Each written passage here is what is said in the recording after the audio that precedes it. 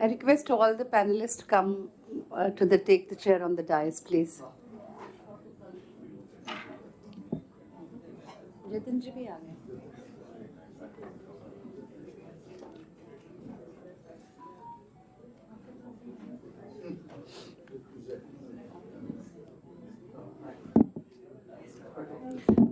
पहले ये बुके करेंगे ना. नहीं पहले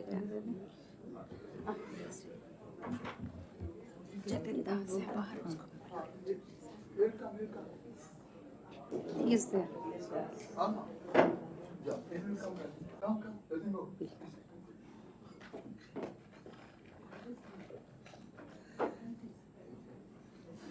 You have to take rounds and rounds and rounds.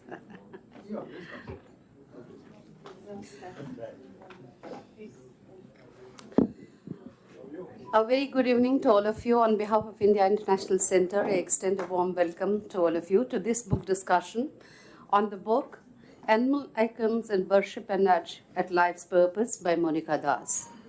To discuss the book, we are joined by a very distinguished panel of speakers. We have with us Mr. Ravi Singh, who is going to chair this session. We have Ambassador Amarendra Khatua. He is going to moderate the program.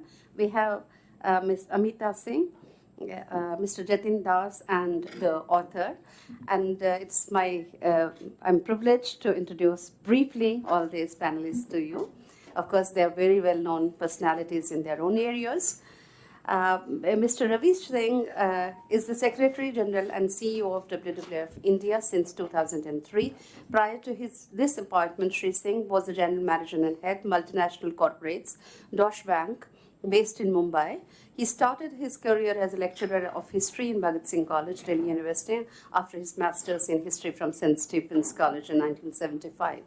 He joined the Chartered Bank, now Standard Chartered Bank, in 1976 and Deutsche Bank in 1985. Besides his professional achievements in the corporate sector, Shri Singh has had an abiding interest in the achievements in the corporate sector,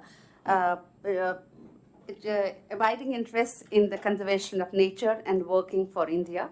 He has been involved in conservation-related issues since 1976 and has been a member of several conservation organizations, which included WWF and BNHS. As the head of India's largest conservation organization, Shri Singh has participated in several national fora, including the Standing Committee of the Indian Board of Wildlife, and he was a member of the board of director of IIFM and in wildlife boards of various states in India. He was the vice president of the Himalayan Club and one of the founder members of the Ecotourism Society of India. He chairs the Living Himalaya initiative for WWF International. In his capacity at WWF India, he is a member of the advisory council and boards of the CII and FICCI. As a citizen, he participates on the board of Save the Children and as an advisory board member of the Sasakawa India Leprosy Foundation. Welcome, Mr. Singh, to this.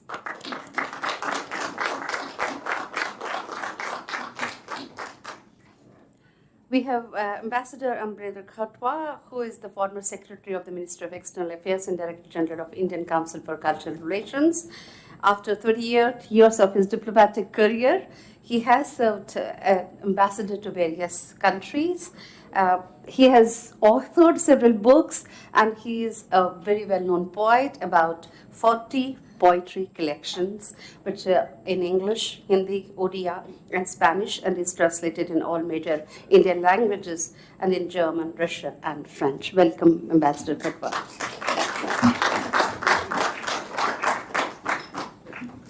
We have with us Dr. Amita Singh, who's superannuated as Professor of Law and Governance from Jawaharlal Nehru University, New Delhi in September 2020. Currently, she is the Senior Distinguished Professor at the National University of Judicial Sciences, Kolkata, Visiting Professor at NLU, Delhi, President of NDRG and Asia Pacific Disaster Research Group, and its subgroup Legal Lab at the Institute of Social Sciences, New Delhi. She has been Australia-India Council Fellow at 9 Australian Universities in 2006 and at Monash University, Melbourne in 2016, a visiting fellow at American University, Washington, D.C., She has been in the World Bank Governance Committee of GDN Washington, D.C. in 2011 and at the Ash Center for Democratic Governance and Innovation, Harvard Kennedy School at Harvard University in Cambridge, Massachusetts, USA during 2007 to 2009.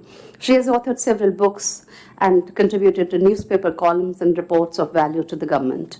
Most relevant of all, Professor Singh is a climate activist against slaughterhouses and smart cities. She's an ardent campaigner for habitat rights of non-human species and is a practicing advocate at the Punjab and Haryana Bar Council, besides leading the Gurugram-based organization called Walk for Animals and Habitat.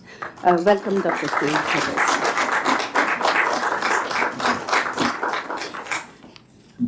Shri Jatin Das is a painter, of course everybody knows that, a poet, a sculptor, a muralist, printmaker, teacher, cultural expert, and founder chairman of the JD Center of Art. He has participated in numerous exhibitions, biennials, and artist camp nationally and internationally, including the Venice and Tokyo Biennial. His works are primarily in oil, watercolor, ink, and conti. He has done several sculptures, graphics, murals, and installations, and as a printmaker, many etchings, dry point, lithographs, and serigraphs. Over the years, he has also designed many postal stamps for the Philately Department. Shri Das is a member of the Poetry Society of India, New Delhi, and in 2012 he was conferred the prestigious Padma Bhushan, one of the highest civilian awards in the country, presented to him. Shri Das's commitment to preserve the arts and crafts led him to the dream of setting up the JD Center of the Art, the center which is under construction. Risha, is it still under construction or it's already completed? It's completed. Okay. So his 40-year collection of modern art, antiquities, handicrafts, handlooms, and art books will be donated to the center that he has created, and it includes 6,000 Mankhas, one of the largest private collection. Yeah. So welcome, Shri Das, to this discussion. And finally, the architect of the book, Dr. Monica Das. I was a retired associate professor of economics at Gargi College, New Delhi. She was a fellow at the Developing Countries Research Center, Delhi, and was also visiting scholar at University of British Columbia, Canada in 2000. She has been a member of the USA-based International Association for Feminist Economists for 20 years and currently serves on its select committee. She has presented research papers and chaired sessions at international conferences in various countries. Dr. Das has numerous works to her credit, including those published by Penguin and HarperCollins. Her book, Selected Works of Fakir Mohan Senapati, published by Central Sahitya Academy, received acclaim. She is the chairperson and managing trustee of the Fakir Mohan Foundation, directed the award-winning telefilm Anvesan. Did I pronounce it correctly? Yeah, Anvesan. Sponsored by Prasar Bharati. Dr. Das has served on committees and as a jury member for Doordarshan, India's television channel. Her deep concern for the environment and biodiversity led her to publish the book Animal Icons, and her articles on Indian art, heritage, and the environment has appeared in prestigious publications. She has traveled extensively, including a recent trip to Mexico to explore Mayan relics. Welcome, Dr. Das, to this.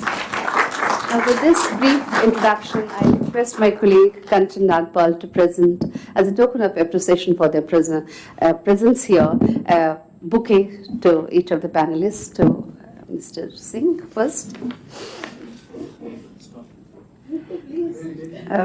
You are the chair.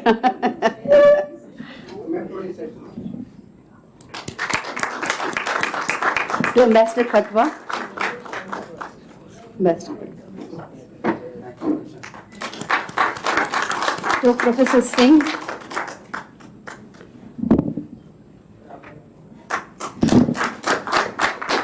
To Mr. Das.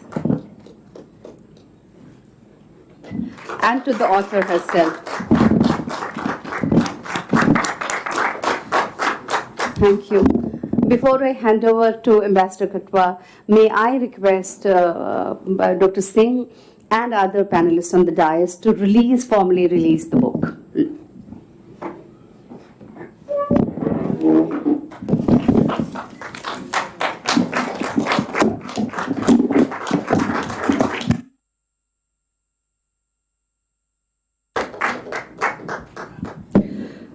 Thank you very much.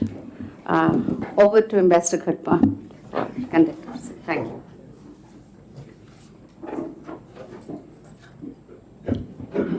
Congratulations, Dr. Das. There is not much time. Let's start the function.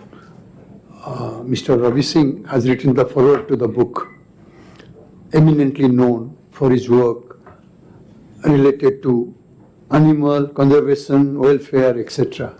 Let us start with his speech, then we'll continue. Thank you, Mr. Singh.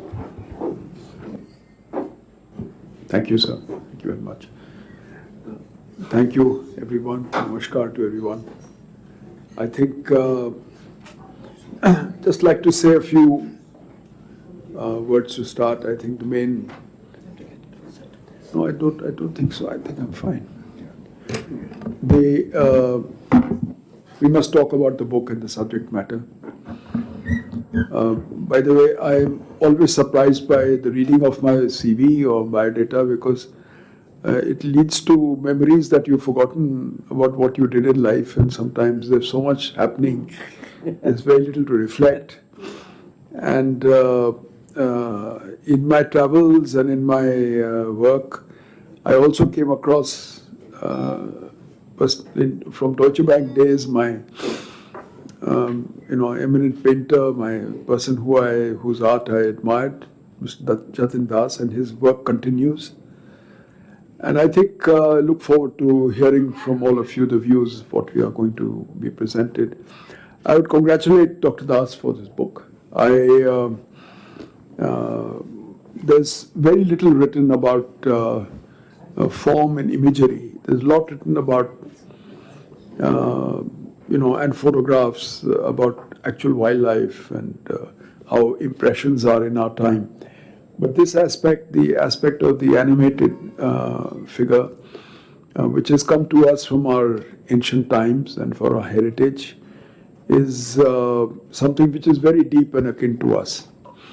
I just want to divert a little bit by saying that in my work of conservation, working through my organization that has identified over 200 hotspots in the world in terms of landscapes and those which are absolutely important for us. We call them landscapes, or we call them ecological regions.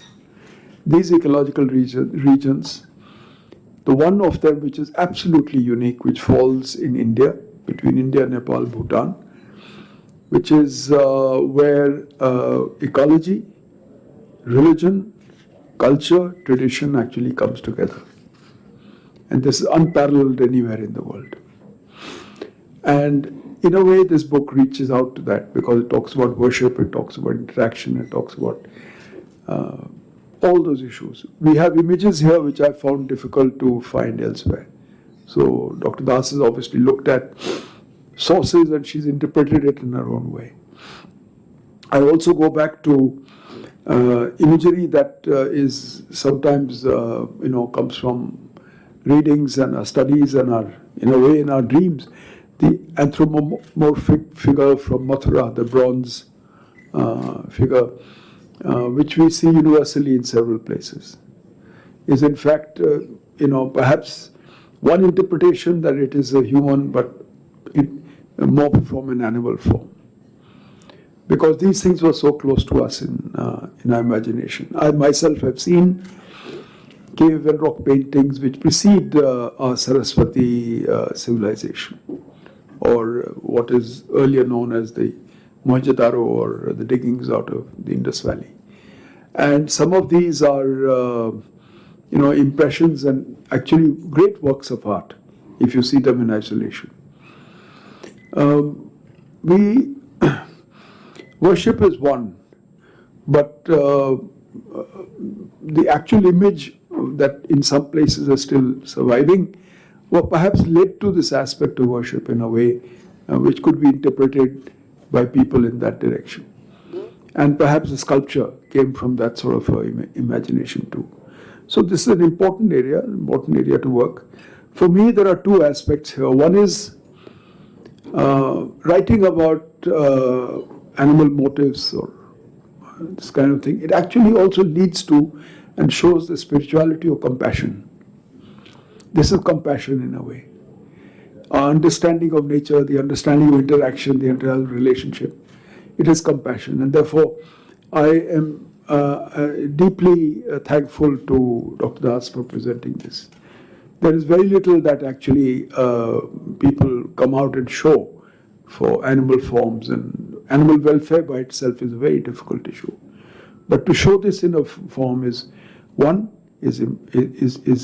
very high-spirited sign of a very high character and way of thinking, and also is another way truly Indian. And I'm proud of that fact. The second thing, and I would say that these are universal messages. These are not messages related to just book here, because in any case, this is about animal forms all across the world. And she has put this in a small volume like this. Thank you very much. I think that's all I have to say. Thank you.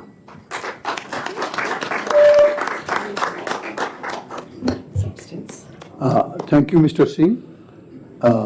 I take the opportunity to invite Dr. Monika Das to tell us about the book, the context, and basic details.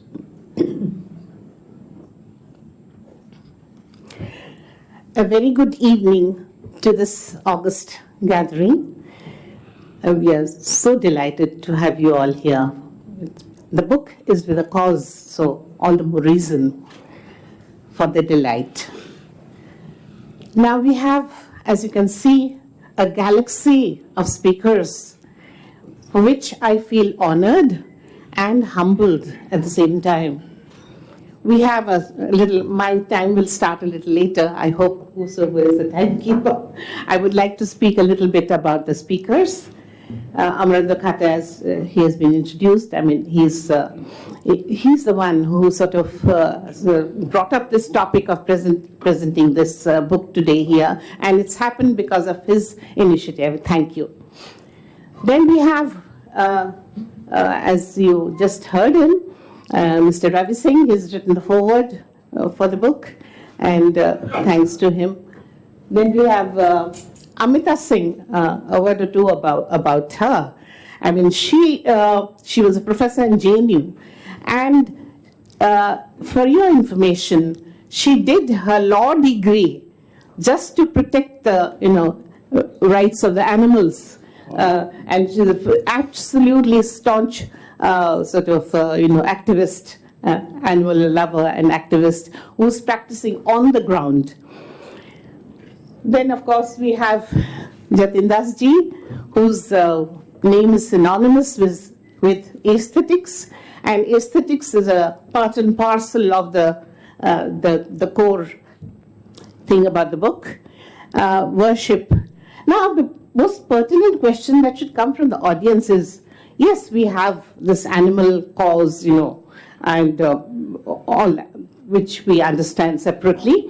Then we have this worship, like in India, all over the world, civilizations, be it Japan, China, Austria, North Canada, or what have you, even the Inca Empire, everywhere there were animal, worship.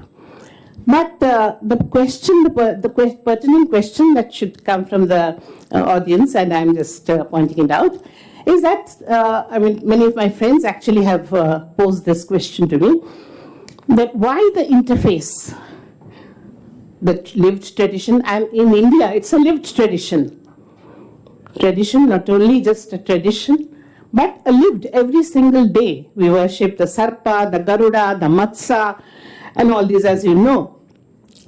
So the interface is because of the specific reason of bringing about a sensibility, a sensitiveness towards animals, and the compassion, as someone had just pointed out. That is the element which should come out loud and clear.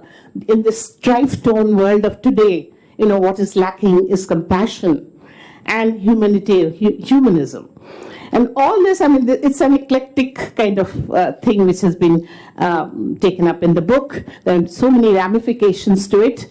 But by and large, what this book, it's with a cause, as I said earlier, what the book purpose, what the book means to present to the greater audience is that worship and care, welfare of animals, they should be linked together. And especially in terms of, in view of the present day situation of the planetary concerns.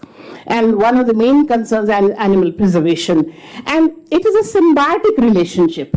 I mean, it's not just, animal worship and animal love for animals. Like in the US, I've seen to show love for the animals, they go to a petting zoo.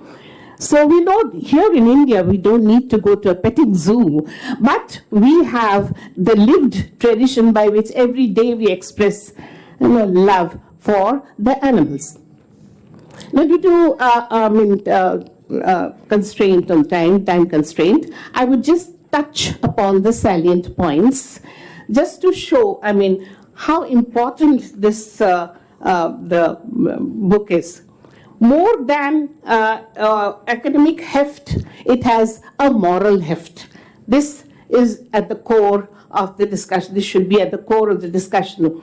More than academics, it is about the moral heft. Now, there's a heightened significance of the book, which, as you can see, the main thrust of the book is based on the Buddhist concept of eshofuni, that is oneness of life and environment. We've spoken about the symbiotic relationship between humans and animals. And in fact, when the book was finalized, it was published later on as an afterthought, I thought to myself that the book should have been termed as Worship, Wisdom, and a Wider Cause. Now, cultural religio interface with socio-economic environmental concerns is impactful, because if it is part of our lived traditions, part of our lives, then the concern works out the way it should. So it is also a kind of soft skilling tool for cultivating humanistic approach. Next. We have the weaning away. This can also help to wean away from the materialistic pursuits that is so obvious in today's world. Development with the human face also it promotes. To love animals, as I said, we do not have to go to petting zoos. We have it with us as part of our daily lives, routine. Now, what about the AI? It is interfering.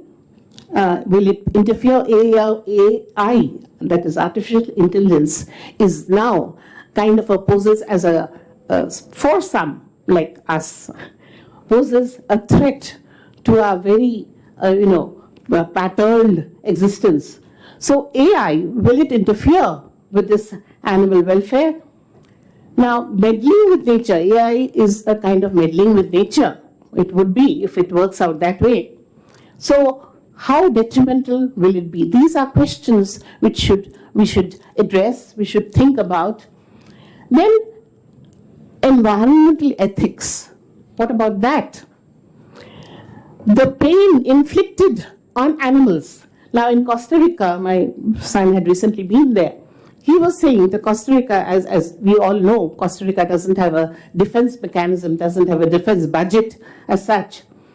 So, but they have a very primitive way of, defending themselves by using arrows with the venom, the poison that, frogs emit. Now, how do they emit the poison or the venom?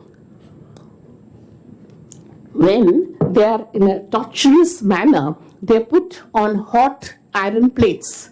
So during the struggle for survival, they emit that kind of poison, which the Costa Ricans use to, dip the arrows, and it has the capacity to sort of, kill 30,000 people. One frog can kill 30,000. So, but the process in which, the venom is taken out, that is very, very painful, even just to think about it. Then we have various other things, like for example, the serpent venom of the serpent, which has been lately, it has been observed that this venom has been used for making drugs. Earlier drugs were being used by especially young people as a party thing or whatever. Now, serpents, in a very torturous manner, the venom is extracted for using it for drugs. What all this is leading to? These are things which should come up. Then we have all this compromised biodiversity, ecological balance. All this is compromised because of the animals that are being tortured. So worship can alleviate these problems to a large extent. Then we have as I was saying, that why culture and the welfare of animals have to be interfaced. Because culture is something, in reality, it is culture is something which brings about sensibilities, which builds sensibilities, sensitiveness. So that interface will work in a positive manner. We are focusing on, different kind of culture, the traditional culture, not the modern culture. Culture can be defined in various manner. Next. So we have all these points, and which need to be, thought about, and maybe, each of one of us can answer the problems facing the world today by sort of humanitarianism, by bringing humanitarianism or humanism center stage. The whole idea is to bring humanism center stage so as to have the plan of action in place. Now, another thing which one should keep in mind is, the next page, please. The overview of the book. It's an eclectic approach, as I said, so many things have been put together. And Mr. Ravi Singh, the CEO of if I'm permitted, I can call him, I want to address him as the big boss of the Animal World organization. So I think he's doing enough, and we all need to, hold hands and take it forward, the movement. And Amita Singh, here you have a brilliant speaker who I should say she's the last word in animal welfare, this thing, because she was a professor in JNU, and then she did her law just to protect animal rights. I think she's the right person to give the keynote address and talk about the book. I felt honored when she said, I was impressed by the contents of the book, by your book. So we shall have is my time, how much time do I have? The next page, just quickly. So basically, I would urge upon you to carry home the concern, to carry with you the concern, and do your bit to alleviate these problems that have been raised. The August gathering here should, when we have the question session, they can put forth their queries or their doubts or whatever they want to say on their own, and do their bit in supporting this movement. I'm sure all the right-thinking people would endorse this fact. In fact, when I thought of the book, there were very many right-thinking people who endorsed the idea. One, for example, Mr. Ravi Singh for sure. Then Mr. SY Quraishi, who was supposed to be here today, he, for certain reasons, he couldn't be here. He had gone to Maldives as a special observer, so for some reason he couldn't make it. Then we have Mr. Prashant Nanda, it was his birthday, so he is also conspicuous by his absence because his name was there as a special guest. So, and Mr. Khatua, as I said, has been talking just now, that his enthusiasm for all things good is rather infectious. I mean, for me, it's been like that for long, long years. We have a very prominent person, a luminary, Mr. Lalit Singh, who's always supported us, I mean, me, and our foundation, Fakir Foundation, which does, under the umbrella of Fakir Foundation, do all kinds of things. So he's there. Thank you again. Thanks a lot to everyone present here, and thank you. Thank you, Dr. Das. Whatever she said around the book. Animal conservatism, relationship, symbiotic relationship between animals and human beings, civilizational aspects, all those are important. But it is a very interesting book. The book, Animal Icons of Worship, is a very small book, 10 chapters and 4 notes. But it has wide range of interconnected themes. Say, when you were talking about geometry, why human beings start or organized religions, unorganized religions, mythology, Puranas, scriptures started incorporating animals into its framework? How close the relationship could have been? Say, for example, this book covers stories of growth and development of human civilization, religions and practices, socio-anthropological nexus of society and its surroundings, nature and animal, their interdependency. How it has been pictured also is very interesting. Otherwise, the book will be another book on conservation. She has borrowed lots. How animal worship started in civilizations in Greece, in Egypt, in Rome, in different parts of the world. She also talks about animal-human mix. There are lots of characters across civilizations. When you are talking about Minotaur, Chimera, Sphinx, Jengu, that is the human with the fish tail, mermaids, Navagunjara. All these have been told in the story form to project the intricate relationship between human beings, animals. And once we understand that, then love, conservation, animal rights, all those issues will come to the floor. The book is very interesting, as also a story book. It covers like civilizational examples from Greece, Rome, Egypt, China, India, forms of myths, science, environment, and sustainability. Also, it talks about Vahanas. Lots of gods in India have animals as their carriers. Specifically, it talks about that, whether it is owl, lion, monkey, all those are there in the book. Why I am saying all this, you also must read the book as a book of story which leads to examples and conclusions, which incorporates sustainability and animal protection rights. But it starts with how human civilization started, how we are close, say for example, ancient human beings in breeding, in hunting, in protecting animals, looking for animals and learning from animals, and cave paintings, all those comes into picture and brings intricate relationship between human beings and animals to the fore. We don't have much time.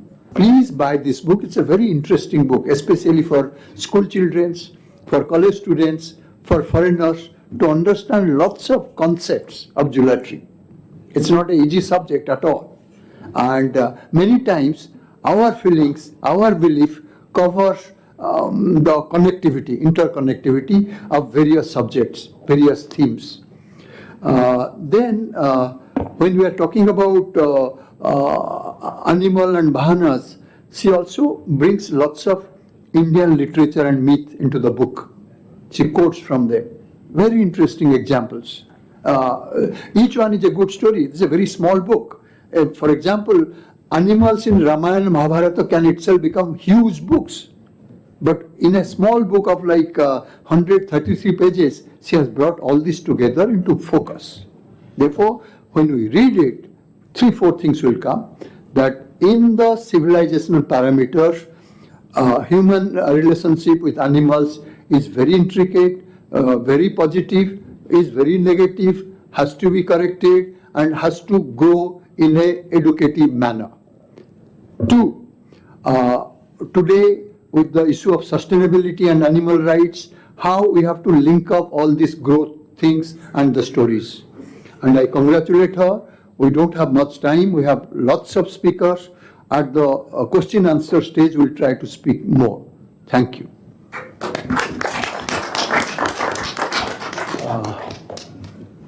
I will now invite Jatin Babu to speak, eminent, and he also has done the cover. Yeah. And such a big artist, but any author, any writer, they just go to him and he just gives them the prints. Thank you. I think human beings are also animals. They're two-legged, there are four-legged, and there are hardly any single-legged animal.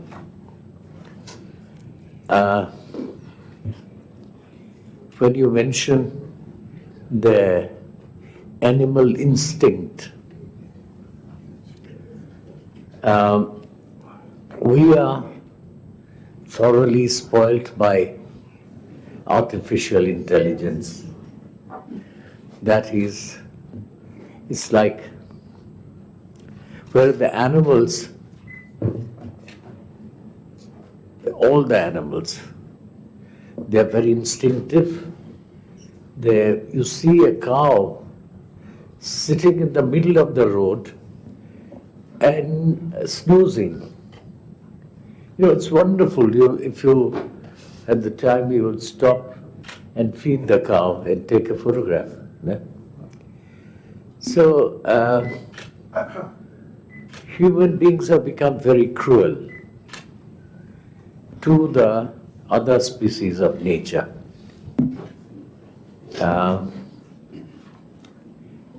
When I draw a face of a person and it reminds me of some animal structure, whether it's a cat or a dog or a cow or a tiger or lion, whatever, or a goat. And I did a series of portraits, about 1,000 portraits. I brought out a book of portraits in which some of my earlier portraits I did. If somebody had a small beard, I made the face like a goat, you know. So that's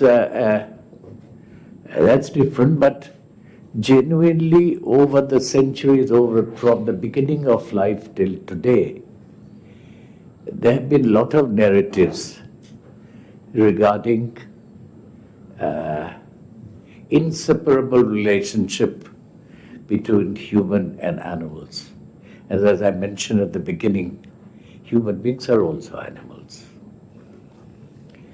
And different animals have different languages also, and different gestures.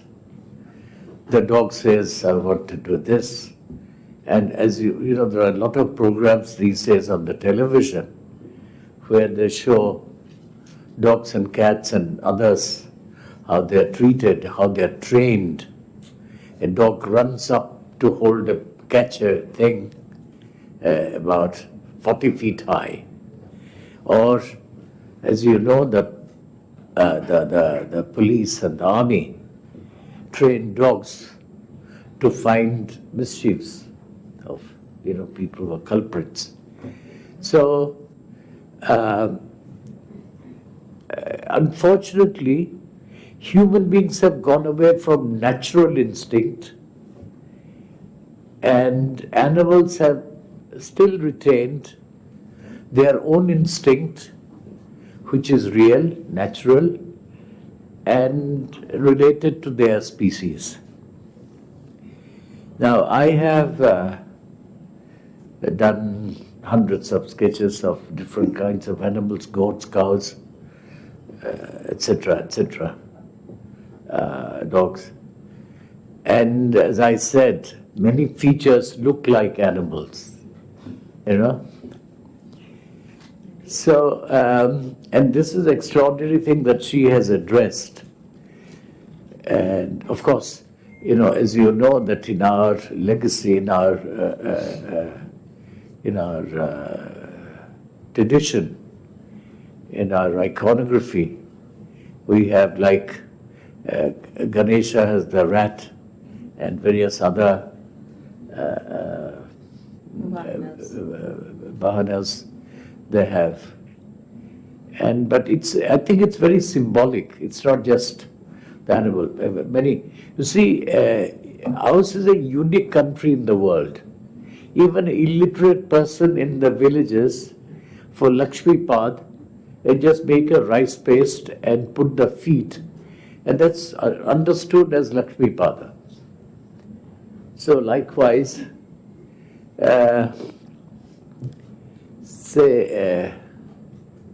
it's very wonderful that she's addressing this, and needs much more elaboration and discussion to go threadbare.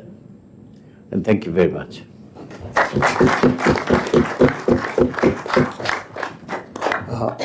Thank you, Jatin Babu. Now, let me invite Professor Amita Singh, eminent animal activist, also a friend. Yeah. I'm going this way. Oh, okay, thanks. That's good.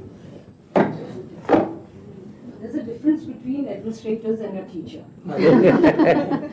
That's right.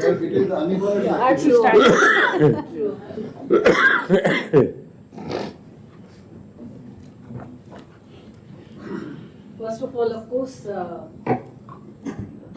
I have to congratulate Monica, dear friend and colleague from Gargi College. Being an economist, a time when everyone is talking about big data, everyone is talking about GDP, GNP, she's come down to talk about animals. What a wonderful thing.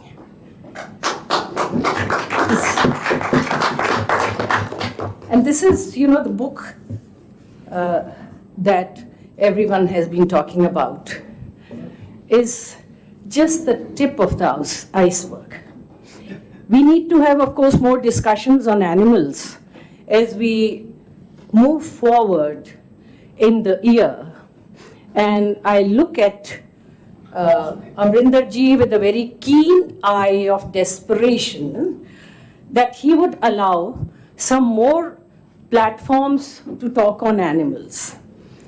You have been moving around the city and you see something is happening that, you know, every crossing, every turning is having an animal icon. Of course, that was a Singaporean lion, but then we have Barasingha and we have cheetah and horses and more. I wish someday they also start putting up the stray dogs over there.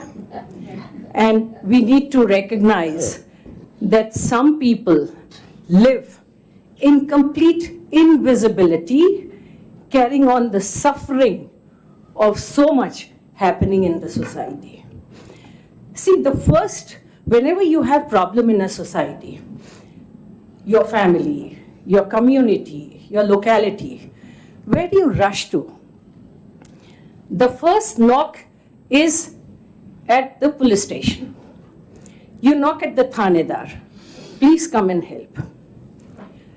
When there is a problem with an animal, where would they go? The stray, you know, stray is the word. It's 75 years of independence minded. And we still go, and 75 years of laws. Indian Penal Code much, much longer. Section 428, 429 on cruelty, maiming, harming, dislocating, killing of dogs, 2 years to 5 years imprisonment. Yet, till today, the kind of police we have, we go to the police station and they say, Madam, kya leke aaye ho? Avaro kutto ki. Kutta to avara tha. Only thing avara in an educated note is Raj Kapoor was avara. Avara ho. Or there was this romanticism of avargi. That was a different side of avarapan, Ghulam Ali ka. Now this avara word, who brought into the police terminology?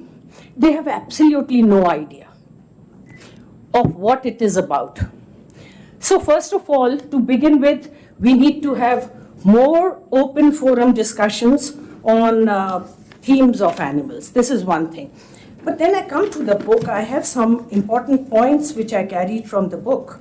And the most iconic, I would say, is the, you titled your chapter as De Profundis.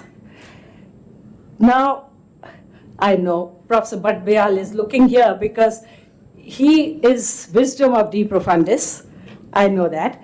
But to everyone else, De Profundis was, of course, it's a term taken from the Psalms 130 of the Bible. And it has its own meaning, coming from the depth. मेरे दिल की गहराइयों से जो निकली है आवाज, that comes in the form that goes over the book. De Profundis. Oscar Wilde was imprisoned in 1897. In imprisonment, he wrote some letters and said, the call from the deep sorrow of my heart, in an effort to self-realization and then to transform one's own self. So the first half of the writings that he did from that dark, imprisoned cell was on mercy. Mercy, my Lord. And the later half was on the faith in God, the trust in God. But that's not all. Let's listen to what he wrote, because that is like putting like a balm on our pained and aching hearts. Suffering is one very long moment. We cannot divide it into seasons. But for us, who are in the dark cells, when no sun comes in, no light comes in, you don't even know the seed time of the harvest. The reapers bending over the corn to play in the fields, grape gatherers, the grass in the orchards, and the blossoms strewn in the springtime. You know nothing about it because you are in a dark cell. There are 4 seasons, but there is only one season for an animal, the season of suffering. Nothing goes beyond. So for that, I need to congratulate you. Very thoughtful title, De Profundis. It turned into a lot of ideas. I could just go on for 24 hours about, explaining what it can carry on to. The human heart can be outside the body and you can take it in your heart and say, this is my heart. Animals, do you understand? I'm glad so many animals have come together to talk on animals. I'm really excited on the fact that we come down to the fact that animals need to be discussed because it's its speciesism in its worst form. The speciesism of its most brutal form. Because we are just an animal and we treat all other animals through a streak of power because we think we have more powerful. Just like the gunpowder. And there's a book I came across in the early 90s, Carol J. Adams, The Sexual Politics of Meat, where it was a provocative cover to the title, where a woman's nude body is there, the parts, the ribs, the eyes, and, everything is for sale. The slavery of the Asia Minor, where the inches of a woman's body was the wealth that would come out of a sale. The hormones in a hen's body would make it more saleable. What is this slaughterhouse? We know that animals are created, they are nurtured to be sold in. We have already reached a nemesis. I don't know, sometimes I feel what we discuss, we've reached a nemesis. Cattle population has come down by 12%, it's coming down by 12% per year. This is from the Ministry of Agriculture. But the camel population is coming down by 21% per year. And it is worst situation because the extinction rate for animals in totality is from 10,000 to 1 million per year. Where are we heading ourselves to? And it's a matter of coexistence. When the Supreme Court told us 11 years ago that it's only coexistence, there were so many interest groups across the country that went against the Supreme Court decision that no, what coexistence? If not coexistence, then what else? The book talks about coexistence because coexistence is something that we have inherited over the ages.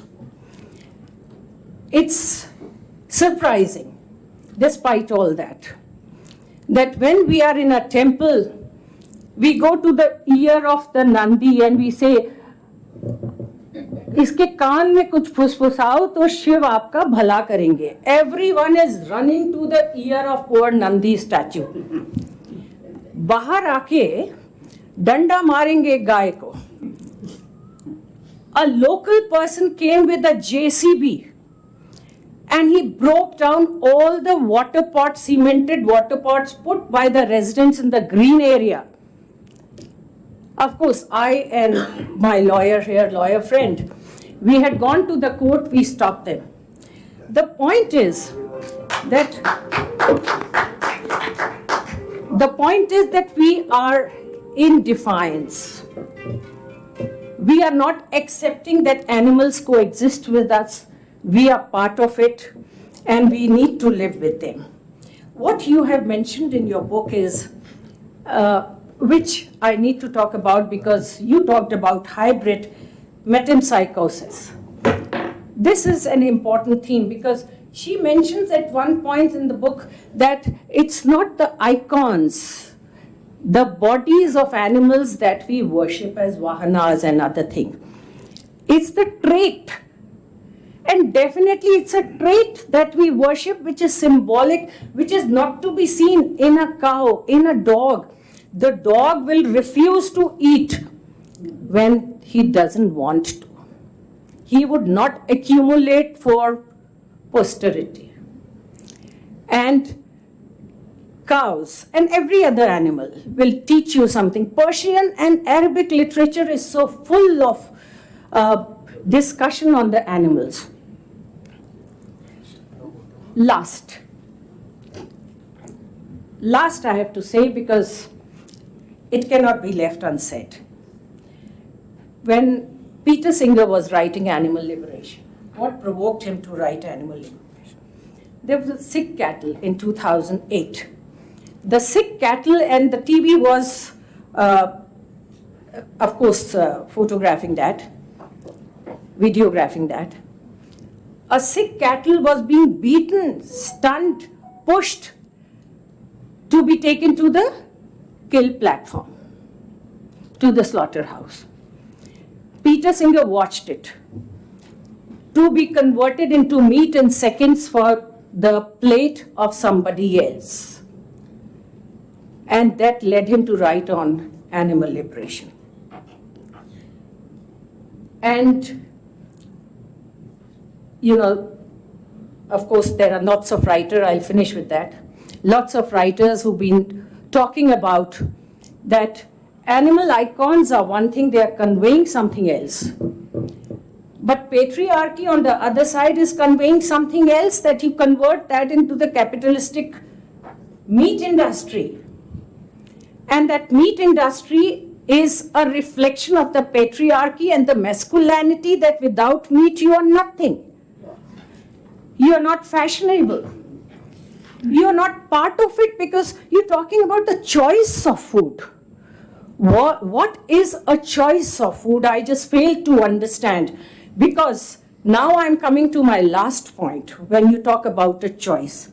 There was, in 1961, and important because I've been with the ICMR for almost now 20 years, I'm still there, and in autopsy departments, you know, where they are planning, and where a major project has just been completed on giving respect to the dead bodies by not dissecting them into, you know, after death when they are found, the dead bodies are found here and there. So now they are just put in the machine and everything comes out in seconds. So I'm part of that project also.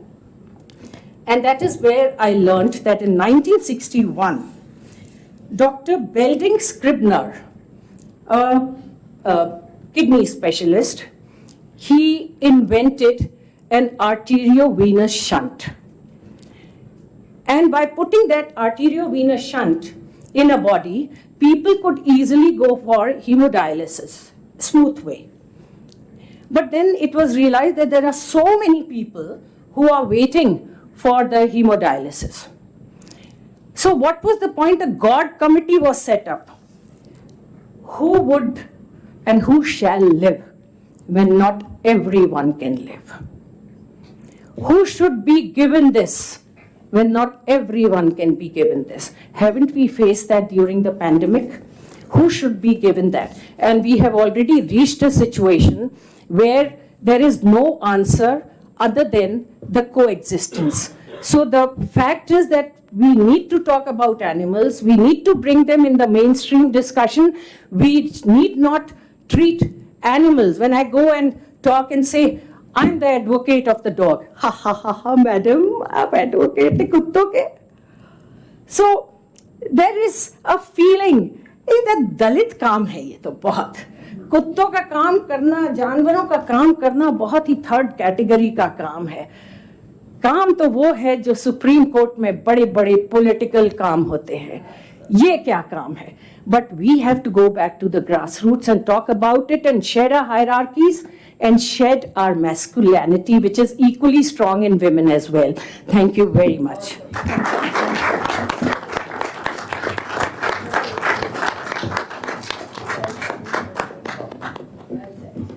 We don't have much time. We have about 5 minutes. Any comments, any observation, please be brief. And after that, we'll end the session. Yeah, please introduce yourself. And I am also an animal lover, you can say that. But what is the way to deal dog menace and monkey menace, which is all over the Delhi and all over the country, you can say that. We are all dog lovers. I also have dog. But there is a threat, or they are posing threat to children and all that.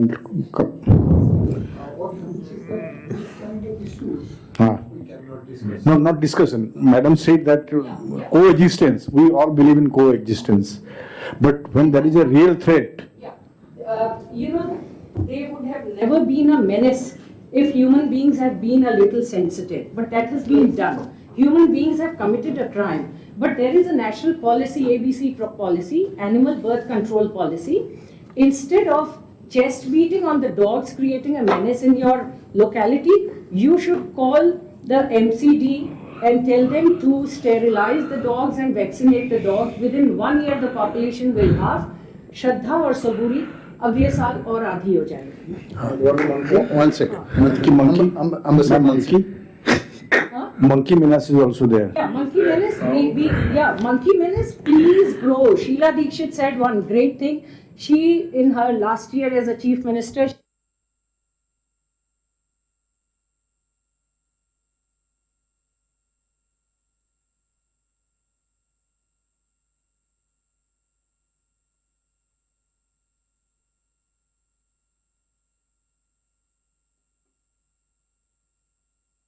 Another session, Professor Once people Singh. go there. We'll have another session, Professor Singh. Yeah.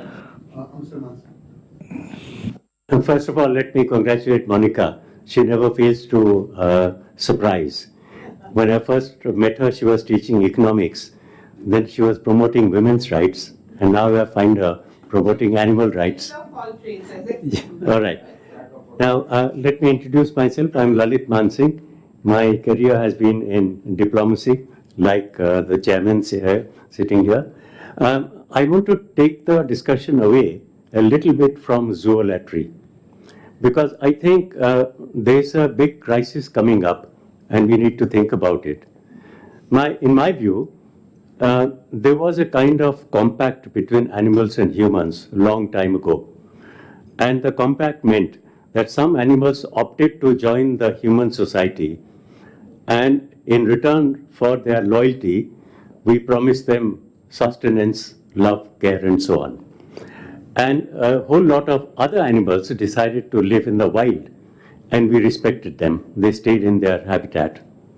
Now this compact is coming to an end because I think human beings are unable to fulfill the terms of that compact. And what has happened is the world in the 21st century has become too small to maintain both animals and humans. And the humans, being the stronger of the species, is expanding and giving less and less space to animals. Now, the dilemma here is that as we lose the utility for animals, we are beginning to abandon them. Consider that horses and animals were actually strategic weapons. Wars were fought on the basis of the strength of horses and animals. They are gone. Horses are abandoned, elephants are abandoned. We saw that after COVID, pet dogs were abandoned by the hundreds, and they were left to become, street dogs. This is what is happening. Human beings are losing both compassion and the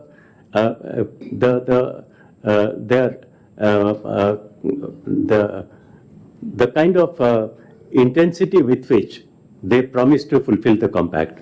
Now I'm coming to the dilemma. The dilemma today is that the world's biggest threat, existential threat, is climate change. And in climate change, there is a central dilemma. Do you know that to reduce pollution, which is a major cause of climate change, the two main culprits are cars and cattle. The cattle are a major source of methane, which is causing pollution. Now, what do you do with the cattle? That's the question. What do you do with the elephants? What do you do with the lions and tigers? There was a newspaper item recently that the president of Zimbabwe says we have too many elephants, we can't look after them. So far we've been doing it. Pleading the richer countries to take care of them. Not many have come up to help. What do we do to help these people? You have so many eminent experts sitting. Mr. Ambani, the famous Ambani's son, Akash Ambani, you must be knowing he has opened this thing called Vantara, where he treats ailing elephants and all kinds of animals. So that is... Dr. Das, this is just starting point. Yeah. Of course, yes. Very important points you raised. Yeah. First is, one comment that the one difference between animal and human beings is financial worries. But coming to the book, the most important theme I find is the moral crisis. There is a all-pervasive moral crisis in the entire humankind. And how can that be awakened? We talk about value education, but nothing happens. We talk about so many good things about the human. If the human beings are supposed to be the best of all creation, we don't see it.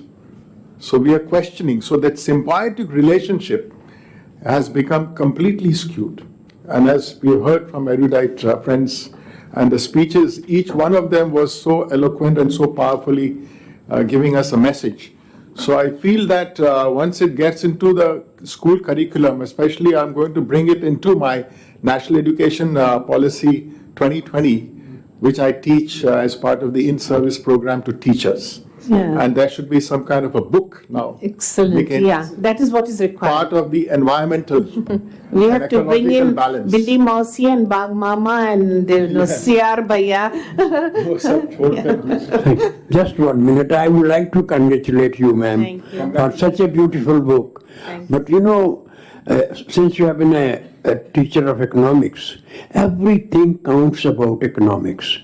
So long the animal is useful economically to the human beings, we will love them. The moment it is not economical, now latest days, the bulls, the cows are still accepted. The bulls are now thrown out because of the change in the agriculture. Now tractor has brought a big change. I live in a rural area these days. I find the bulls are, vagabond.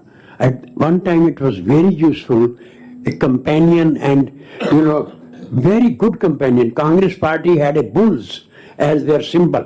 Now it is nothing like that. Thank you very much indeed. Yes, elephant. Yeah. Dr. J.C. Batra from Yeah. in international law. I want to congratulate you because you are a very There's a very important point that you made, so I just thought that I'll tell you. The cattle population is decreasing, no doubt, but the female cattle population is increasing in that 18%. Male cattle population is decreasing by 31%. Can you believe that? Because female is useful, male is not. Same with chicks, same with hen. Can I say, I would like to make सबसे पहले तो मोनिका मैं तुम्हें बहुत बहुत बधाई देती हूँ कि you are my colleague, you are teaching in Gargi College. I am so happy that you have written this book. और इससे एक आपकी संवेदनशीलता का पता लगता है कि आप कितने संवेदनशील हैं। हमारी भारतीय योग संस्थान में एक चीज़ कही जाती है कि हम लोग अब प्रभाव में जी रहे हैं, हम अपना स्वभाव भूल गए हैं और हमारा स्वभाव है प्रेम, करुणा, दया। और एक जैसे तुलसीदास ने भी कहा है कि तेरे दया धर्म नहीं मन में, मुखड़ा क्या देखे दर्पण में। तो जब तक हम अपनी पुरानी मान्यताओं को नहीं अपनाएंगे और इस आधुनिक परिवेश में हम पलते रहेंगे, we cannot change. बहुत खूब, बहुत बढ़िया। Thank you for the message. For this kind of book, we need more than 2-3 hours. 1 hour is not enough. Yeah. Because so many issues here compacted there, you cannot discuss within like 1 hour's time. But before we end, please give a round of applause to Dr. Das.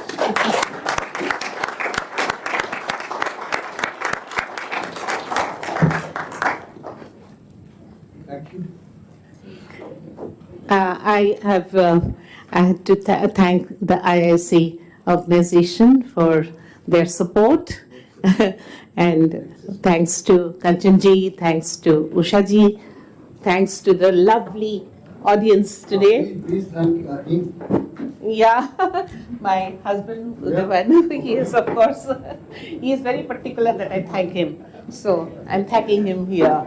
He gave me the support for which the book could see the light of the day. Yeah.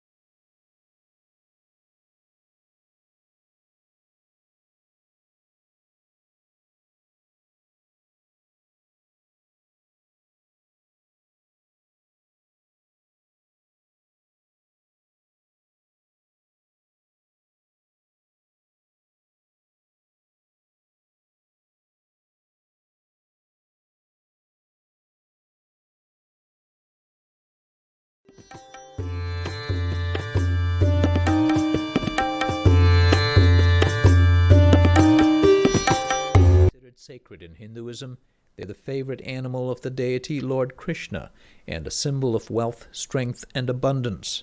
The cow's spiritual significance is likely also tied to its very practical role in India since ancient times.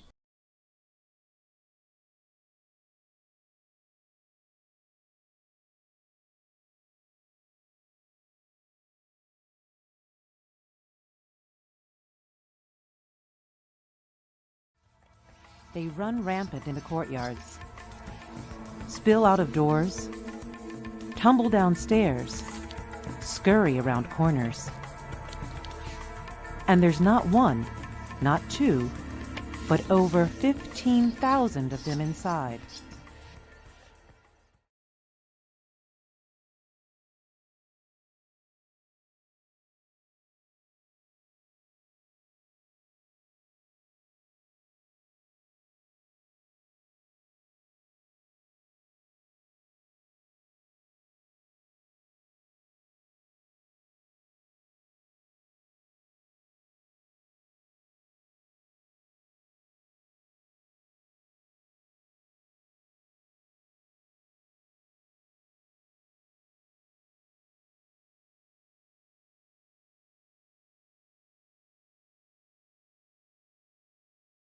Did you know Nepal has a dog festival?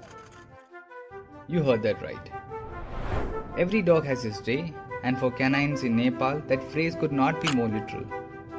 Every year, Nepal celebrates Kukur Tihar, the annual Hindu festival where dogs are worshipped to please the god of death, Yama.